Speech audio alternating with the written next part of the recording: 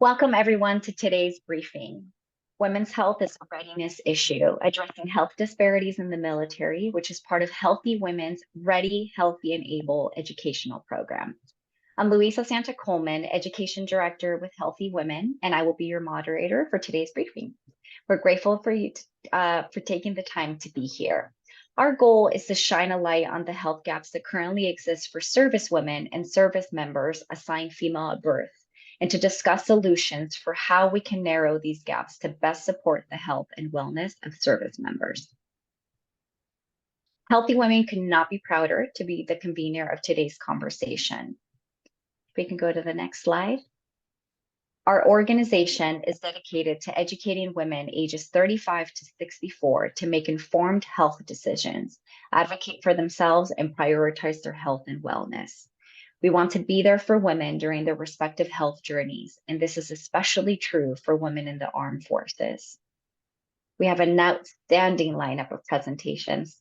My colleague, Michelle Sabia, Program Manager for Healthy Women, will discuss the current state of military healthcare, provide background on the launch of the Ready, Healthy, and Able pilot program, and the forthcoming white paper highlighting the outcomes from this program.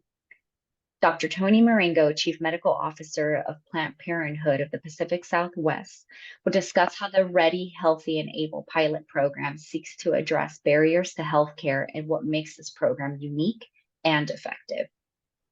Diana Brown, U.S. Army veteran, will share her perspective as a veteran and advocate, focusing on how the military health system has evolved over time. And we will close with Dr. Ada Stewart, Colonel in the U.S. Army Reserves and family physician, Cooperative Health, will discuss how the education from the Ready, Healthy, and Able pilot program needs to expand to additional service members and healthcare providers, and discuss future goals of the program. If you have any questions during the presentation, I ask that you please use the Q&A icon on your screen.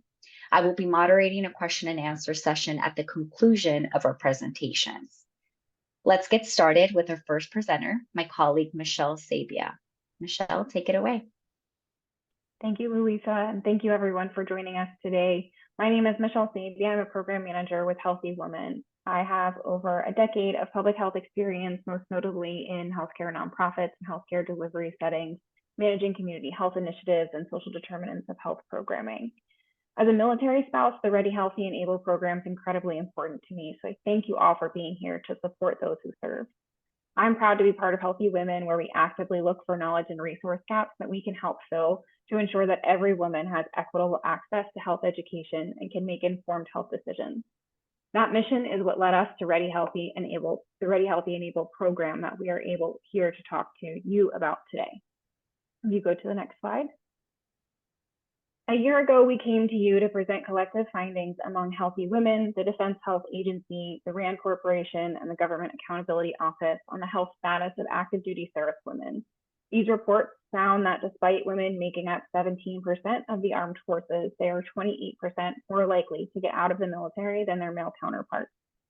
This retention disparity is largely due to gender discrimination in access to and quality of healthcare, family planning and reproductive health concerns among service members, and high rates of injury and illness due to insufficient equipment, supplies, and access to appropriate healthcare services. With the armed forces currently struggling to retain qualified personnel and recruit new service members, it's imperative that these gaps in military women's health be addressed. It is clear that the health of female service members is a readiness issue, not just a women's health issue. Next slide. In response to these reports and the Defense Health Agency's recommendations, Healthy Women piloted a program, Ready, Healthy, and Able, to provide health education to service women and service members assigned female at birth, as well as accredited medical education to the healthcare providers who treat them. As we come to the end of the first phase of our program, we've authored a white paper to detail the program components, the outcomes, and plans for the next phase of this work. You've received a link to the white paper prior to this briefing, and we'll include that link in a follow-up email as well. We are eager to share the highlights of the white paper and the positive outcomes from this program with all of you today, as well as ways that we can work together to ensure that service members who defend our freedoms have everything that they need to be healthy and successful. Thank you for your time today and for your commitment to the health of service women and service members assigned female at birth. Thank you, Michelle, for all the amazing work you continue doing with this program. Our next speaker is Dr. Tony Marengo. Go ahead, Dr. Marengo. Thank you so much. Good afternoon. Next slide, please. My name is Dr. Tony Marengo, and I'm a co-facilitator of the consortium of experts convened by Healthy Women for their Ready, Healthy, and Able program. Our mission is to work on providing educational material for healthcare providers who care for active duty members with female biology, as well as educational content directly to active duty females. Our focus has been on closing the gaps identified in the 2020 Defense Health Board report. This work is deeply personal to me as a United States Navy veteran who grew up in a military family. You could see me at my OIS graduation on the screen with my father, retired Sergeant Major Anthony Marengo. I've spent my career working to improve the lives and healthcare of active duty members and veterans. As an OBGYN, I have dedicated my career to people with uteruses, particularly in the area of sexual and reproductive health. And in 2018, I left my military career in order to rise up to advocacy, where I could have a larger platform to make meaningful change for my community, which encompasses a large active duty and veteran population here in San Diego, California. I'm very proud to be the Chief Medical Officer at Planned Parenthood of the Pacific Southwest, where we care for so many people throughout the country, in our community, as well as active duty members and veterans. Next slide, please. In 2019, the Assistant Secretary of Defense for Health Affairs directed the DHB through its Health Care Delivery Subcommittee to provide recommendations to the Department on active duty women's health to improve accessibility and quality of health services and to optimize medical readiness. The result was this comprehensive 190-page report that outlined current shortfalls in providing healthcare and education to active duty servicewomen, lifted up some current best practices that exist in particular locations throughout the military, and it was a call to action for the DoD. They realized that there were decades of findings and recommendations concerning active duty women's health that have not led to sustained improvements. The shortfall has occurred because of limited dissemination of findings, inattention to implementation, and unassigned accountability. The DoD has not uniformly disseminated and implemented repeated and recurrent recommendations. Consequently, most active duty women's health initiatives have fallen short, lacking sustained leadership commitment, support, and accountability for strategy, tactics, and execution to ensure improved health, medical care, and operational effectiveness. Active duty women continue to experience high rates of stress fractures and other musculoskeletal injuries, urogenital infections, unintended pregnancies, sexual and intimate partner violence, anxiety, depression, adjustment disorders, and eating disorders. These conditions adversely affect active duty women's readiness and health. It is our hope and our mission at Healthy Women that we can help address these issues and partner with the DoD to finally make meaningful change in the care of our active duty women. Next slide, please. This graphic is directly from the Defense Health Board report and identifies common career lifestyle milestones and selected health and mission-related attrition factors for active duty women. As you heard earlier, active duty women make up approximately 17% of the military and are integrated throughout military specialties. Yet female service members have much higher attrition compared to their male counterparts. 2 times greater separation at 1 year, 50% greater number of limited duty days, 5 times greater experiences in sexual assault and harassment, and pregnancy-related complications that men just don't face. The first 3-year attrition rate is 21.6% compared to 16% of men. And I'll raise my hand and say I was in that group. After being on active duty for 3 years myself with 2 small children and being separated from my spouse due to my duty location, it was just untenable for me to continue in the military.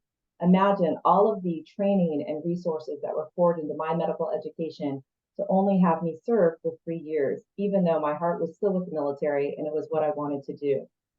This is truly costly for the military and leads to fewer senior role models, especially for women. Next slide, please. Many of the Defense Health Board's findings and recommendations echo those in previous reports issued over the last few decades in which many of these recommendations to improve the health of active duty women remain unfulfilled. The DHB's recommendations aim to solidify the DoD's commitment to prioritizing women's health and achieving sustained improvement, building on best practices already present within the department. Following public deliberation of the findings and recommendations, the DHB unanimously approved the report. Healthy Women has been working to answer some of the major findings that this report put forward. Next slide, please. And now I'd love the opportunity to show you some of the educational materials we have created at Healthy Women. Next slide.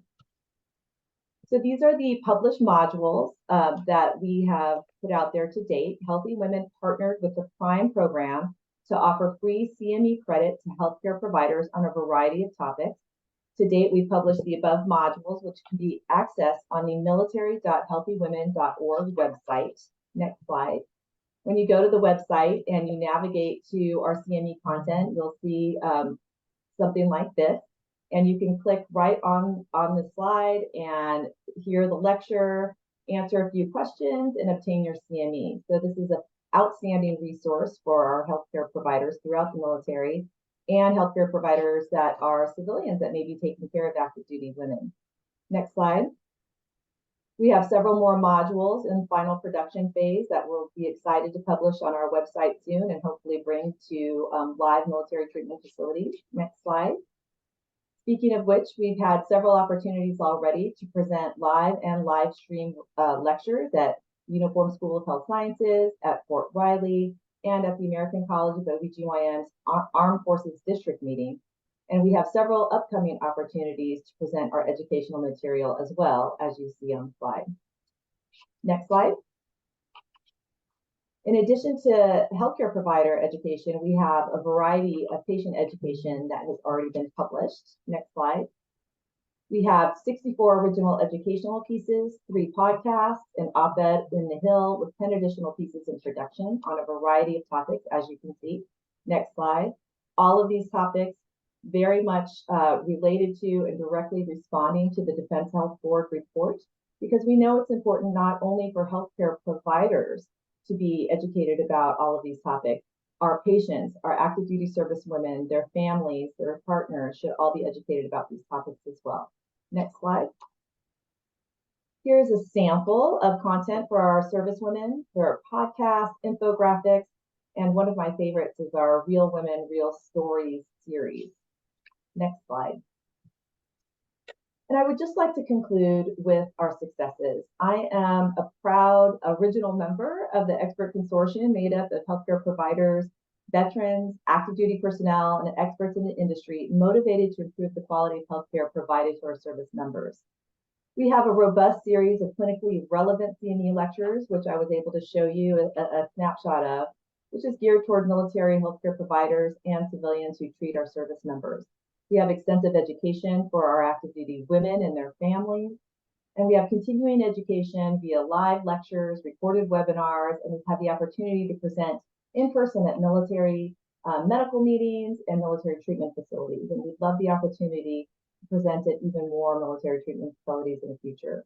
We've now had 2 congressional policy briefings and a white paper outlining the pilot program by Healthy Women and the success of our initial efforts.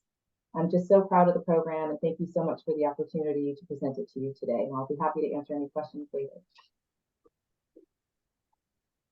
Thank you, Dr. Marengo, for reminding us of the need and sharing your perspective as someone who was a faculty member for several of the virtual and in-person lectures. Now, I'd like to welcome Diana Brown. Good afternoon. Next slide, please. I'm Sergeant and Mrs. Diana Brown, a proud Cold War veteran of the United States Army. Science-based medicine is younger than my Army, and for 85% of its history, Drs. Marengo and Stewart were women like them were excluded from the profession.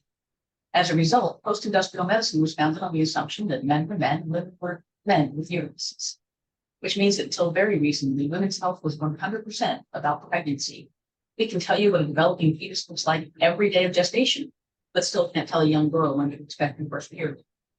One of the sad truths of our history is that we've sometimes taken shortcuts to try to improve our medical knowledge, and that includes my Army. From syphilis at Tuskegee to LSD at Edgewood Arsenal, there are an awful lot of soldiers who didn't know that medical experimentation from clinicians are listening.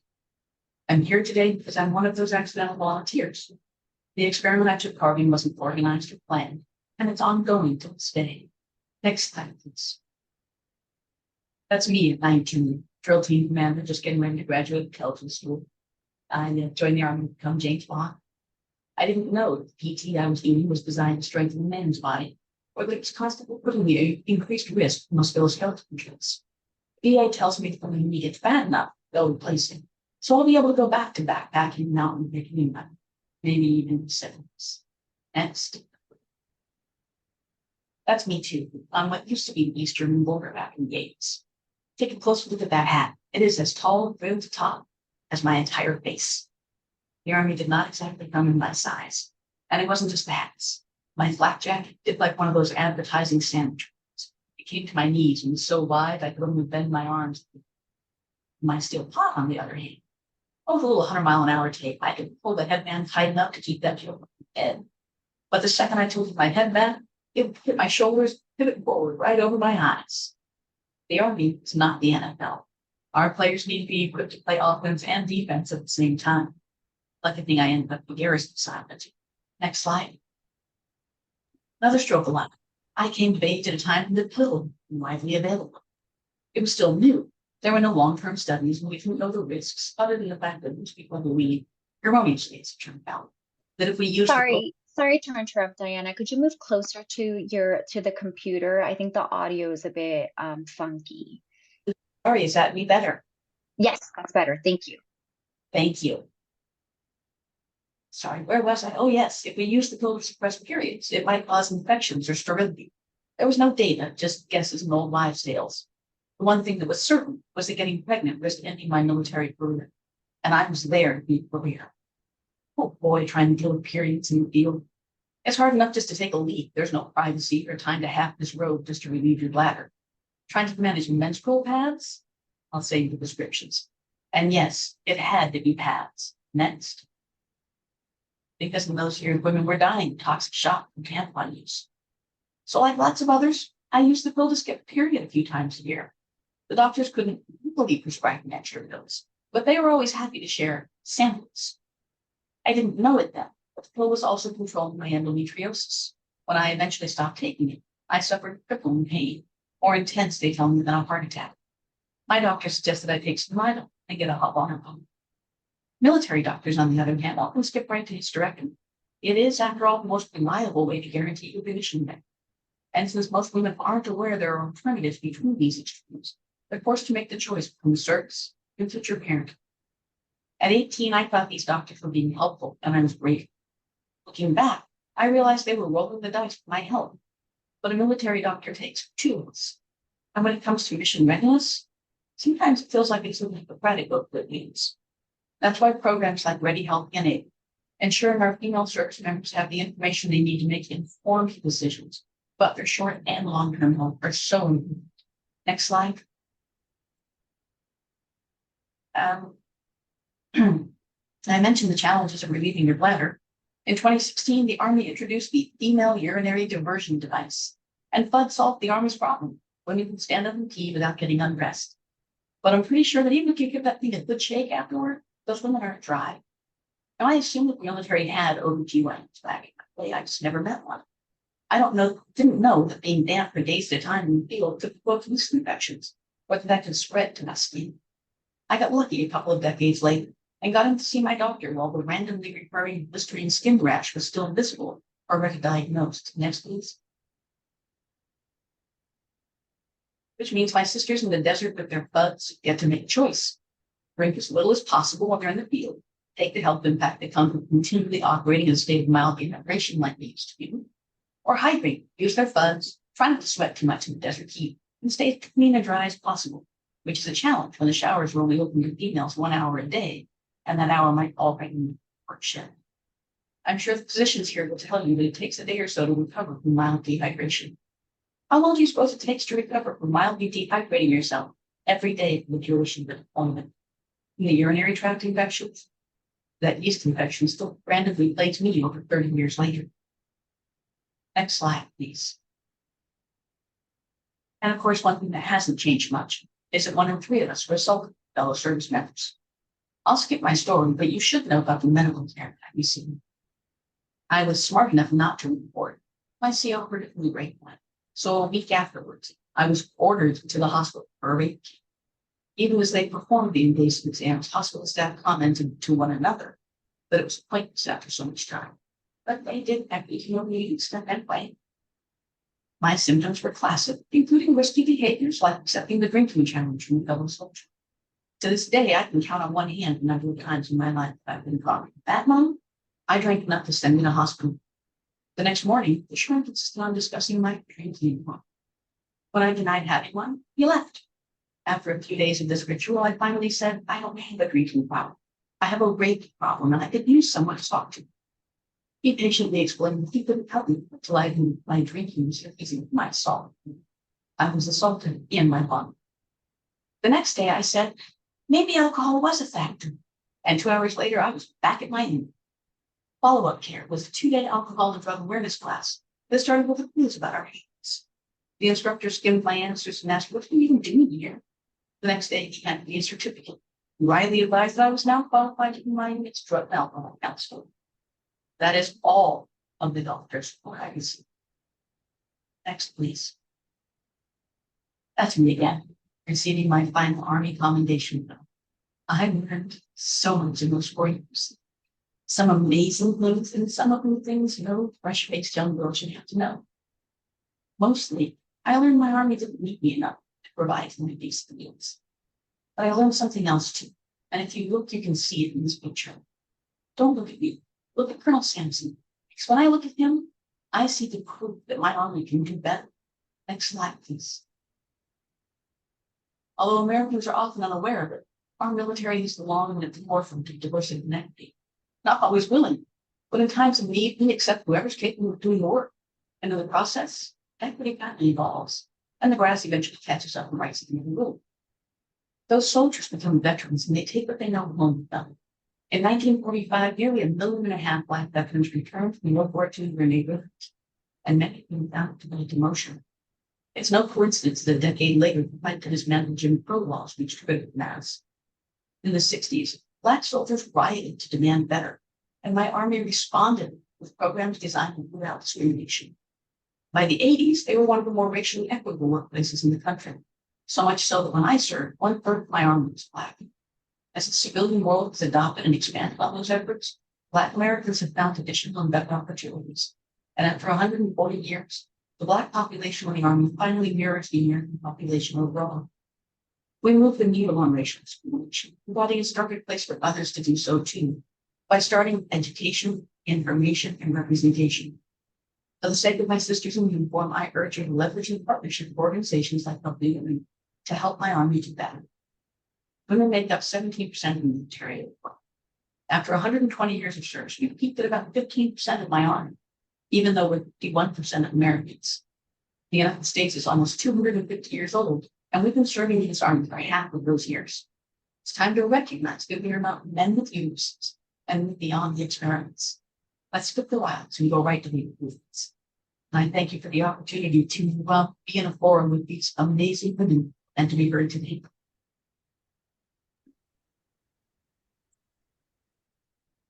Thank you, Diana, for your bravery and service to our country, sharing your experience in the military and how this program specifically would have been beneficial to you during your active duty years serves as a strong testament for the continued need for service members. Last but not least, I'd like to introduce Dr. Ada Stewart. Dr. Stewart, take it away. Thank you so much. And thank you, Diana, for sharing your story. Next slide. I am Colonel Ada Stewart, also a family physician. Just recently, I returned from a mobilization at Fort Bliss, Texas, where I had the honor of being part of a soldier readiness mission. It was during this time where I was doing a medical evaluation for a service member, a service woman who was assigned female at birth. At that time, she was talking about getting out of the Army. She said that the Army was no longer for her. And when asked what was the issues behind this thought, she talked about a medical condition called polycystic ovary syndrome that she suffered from. This is also called PCOS. She talked about how difficult it was for her to meet height weight standards, how she had issues with fertility, and how it had a problem with that caused a problem within her marriage and her relationships, how it brought upon depression, how she felt that no one listened to her and no one knew about her condition to be able to help her continue within the military. It was at that time that I recognized this is an important time where I can share the work of Ready, Healthy, and Able with her. I shared with her the website. I also shared the fact that I had some input on some of the content that was there on the patient education side to talk about her condition, PCOS, and let her know that, yes, there are individuals who understand the impact that this can have on the military. I can tell you that all of a sudden I saw a smile on her face. She saw someone who really cared. She saw an opportunity for her to learn more about her condition. And I can tell you that this was a success that I was able to share with her. Next slide. You know, it was really important that this chance encounter really showed me how important it was to shine a light on the importance of the unique approach that Ready, Healthy, and Able has been able to provide. It's able to show us how important it is to involve both the patient and also the provider in making a shared decision, in making that shared decision making. Our program does what no other program does. It helps to approach education for not only our service members, but also our healthcare providers who treat them. We are able to approach the health gaps from both parties to create a comprehensive approach to this. Next slide.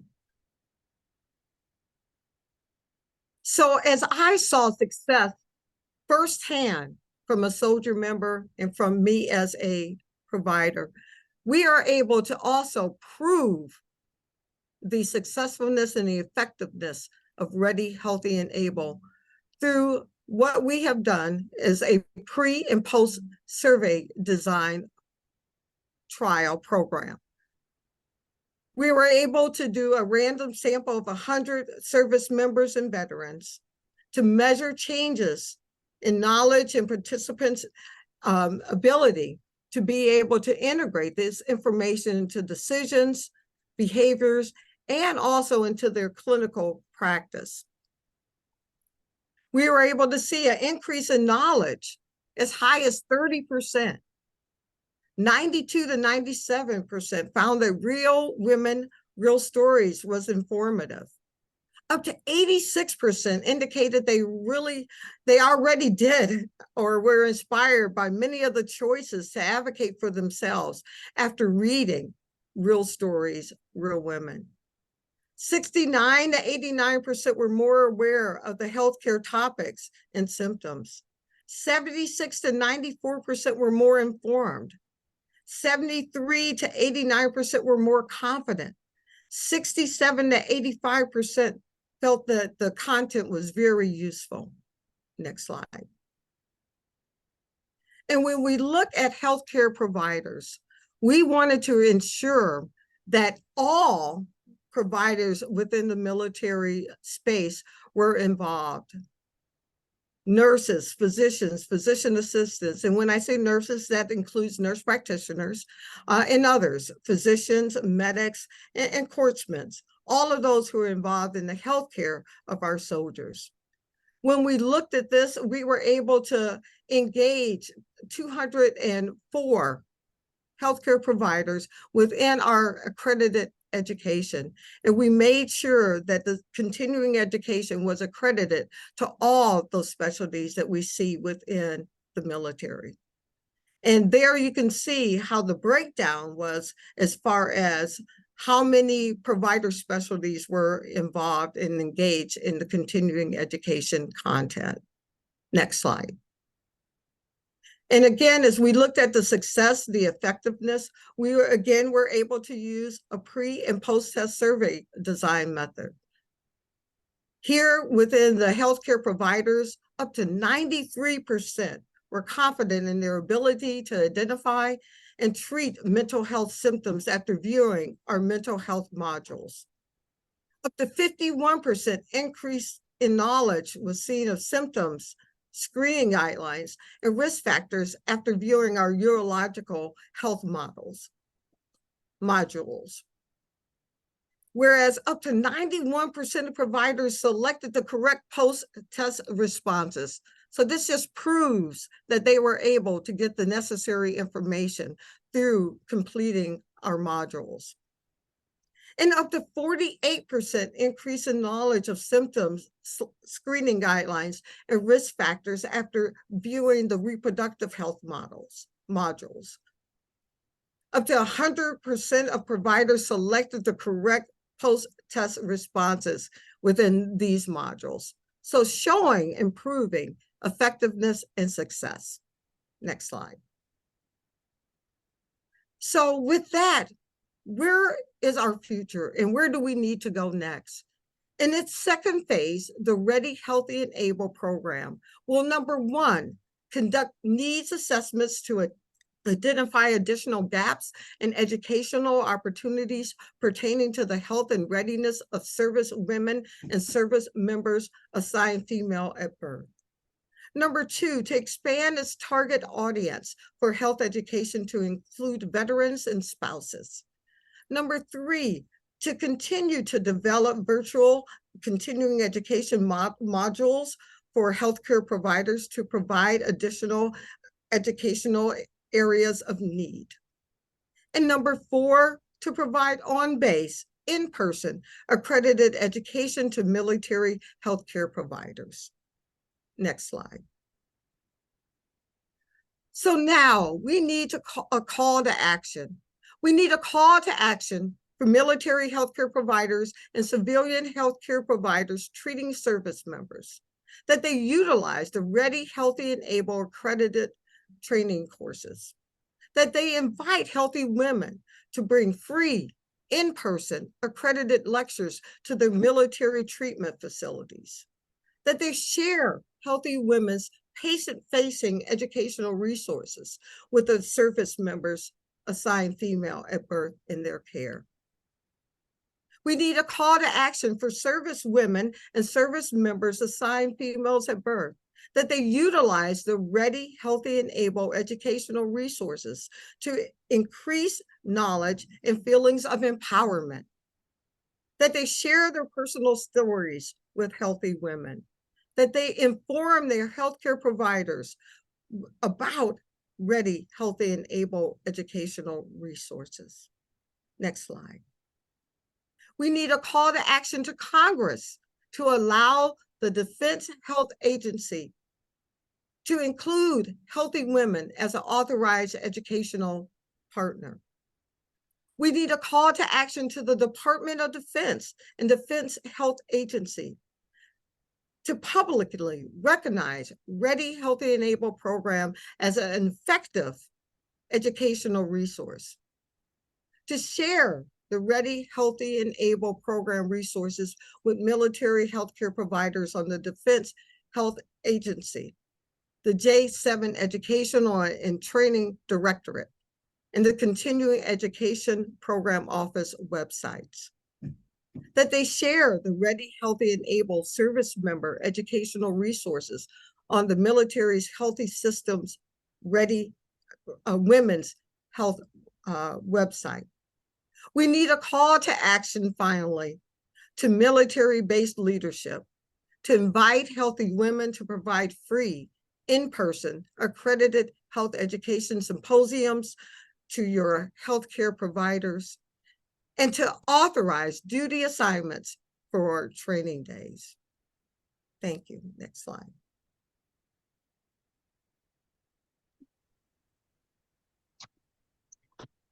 Thank you, Dr. Stewart, for your perspective on your recent mobilization at Fort Bliss and how this program fills a critical need and calls to action for how our attendees here today can support.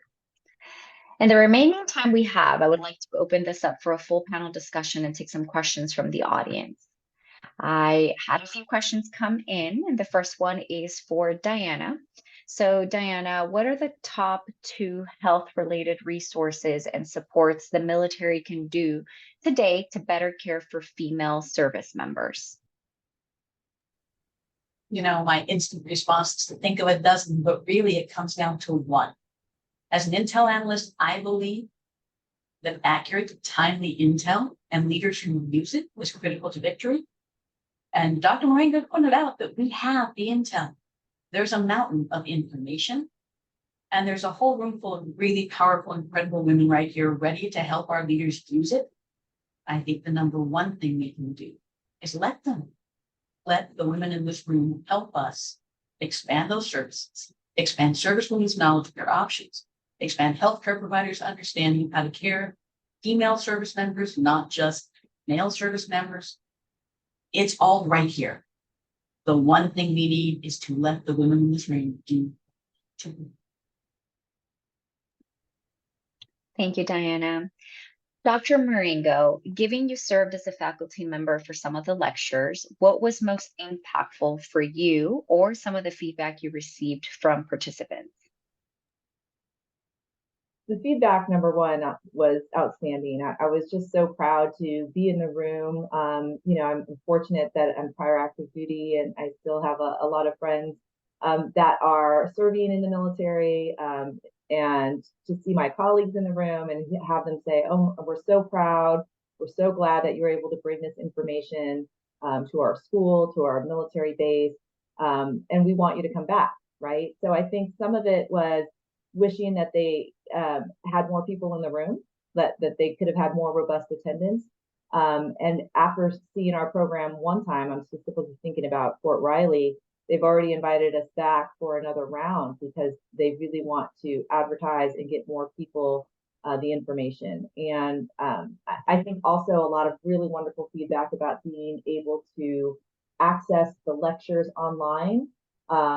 I think that is outstanding. And the fact that it's free CME, something, continuing medical education is something all healthcare providers need to, continue to be licensed. And the fact that it's there for them anytime they want to be used in a variety of different schools, educational resources, military treatment facilities. I think that's been some of the most amazing feedback that I've gotten. Amazing. Thank you, Dr. Marengo. Dr. Stewart, Diana spoke on the lack of education and resources during her time in the military. Have you seen any progress being made in recent years to support the brave individuals who ask for help rather than shame them, or worse, discharge them from their service? Yes, so it's really important to, as I shared the story that I had during my recent mobilization, Ready, Healthy, and Able has been a wonderful resource. And that's something that we've seen over the last couple of years. I was able to share with a soldier member that, there are educational sources out there for them, that someone is out there listening to their concerns, that their issues. And so yes, we are now seeing some improvement in having that information available for our service members and our service members who are assigned female at birth, as well as in really helping to empower them, as well as education on the side of clinicians. Many times we think about things in a general sense, just like the patient or the soldier that I encountered. We think about PCOS generally, but there is a difference in PCOS for a military service woman, and those issues that they may encounter as they try to maintain their readiness and try to be part of the mission. And so, yes, we are finally seeing some improvement, and that improvement comes with this program. And I am so proud to be part of it. So thank you for that question. course. Thank you, Dr. Stewart. Always so glad to know that there continues to be improvement.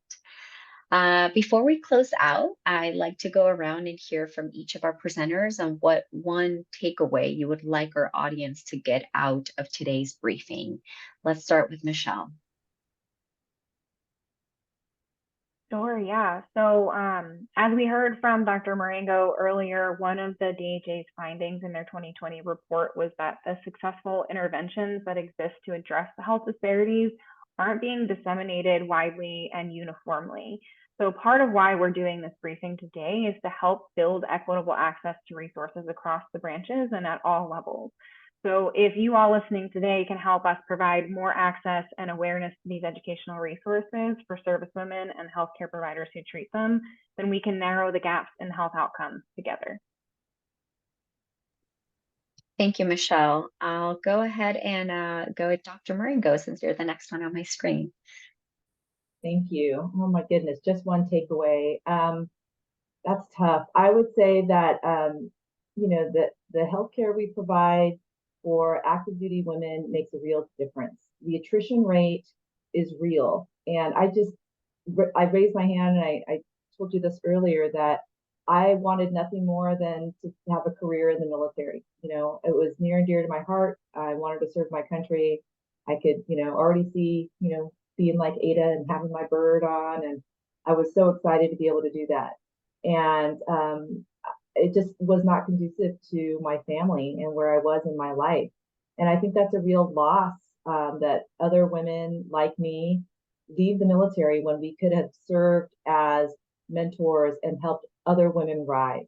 And if we don't continue to allow women to rise at the highest ranks of the military, we will not see meaningful change, because women need a seat at the table, because, you know, we've walked in those shoes, right? It's really, I think, much more difficult for people with male biology to understand the shoes that we walk in. And that's why we need to continue to cultivate leaders by taking care of them from the beginning, while they, you know, from boot camp all the way through. Thank you, Dr. Marengo. As always, extremely powerful, everything you say. Let's go ahead and go with Diana. What is your one takeaway? Like Dr. Marengo, I am second generation military, and I intend to follow in my father's footsteps for a career. The Army invested in a top secret plus security clearance, a year at Defense Language Institute. And they only got a couple of years of USAP back. The conversations in recent years have been about a working military justice system and a working military system for female service members. Those two things would have enabled the Army to enjoy another 25 years of returns on their investment in me. Without them, I have given 30 years to an entirely different career. There are women in service today that can be there 20 years from now if we will do these things for them and for the next generations of men. Absolutely, Diana. Thank you so much. And of course, last but not least, Dr. Stewart. You know, so really piggybacking on my colleagues, and this is something that one of our former Surgeon Generals once said, is you can't be what you don't see. And if we are not there, women at higher ranks, then other women do not have the opportunity to realize that they can strive to achieve, you know, the highest rank within the military.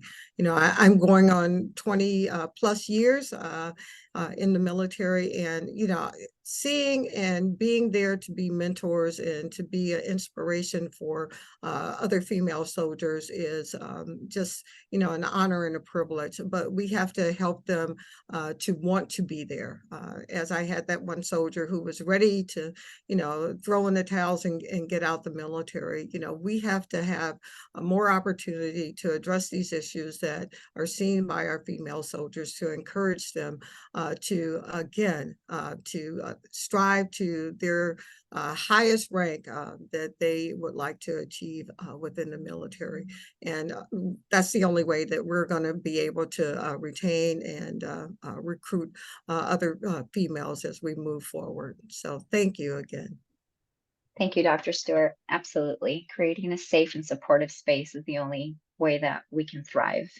That concludes our briefing for today. I want to thank our presenters. You all did an amazing job of highlighting the gaps while also offering solution to best support our service women and service members assigned female at birth. I would also like to thank our audience for attending. Healthy Women invites you to please visit our Ready, Healthy, and Able program site at military.healthywomen.org. We are here to work with you to support the health of military women. We want to be your partner and resource for women's health, so please reach out to us as you're working on legislative efforts for this population. Again, thank you all for joining us this morning and have a great rest of your day.